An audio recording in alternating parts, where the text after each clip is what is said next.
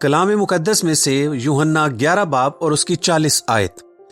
یسوع نے ان سے کہا، کیا میں نے تم سے یہ نہیں کہا تھا کہ اگر تم ایمان لاؤ گی تو خدا کا جلال دیکھو گی؟ یہ آیت حضرت لازر کے واقعے میں ہے جب وہ مر چکا تھا اور قبر میں رکھا گیا تھا۔ حضرت مریم اور مارتھا غم اور شک میں مبتلا تھیں۔ یسوع نے انہیں یاد دلایا کہ ایمان ہی خدا کی قدرت کو دیکھنے کا راستہ ہے۔ یسوع ایمان کی اہمیت پر زور دیتے ہیں۔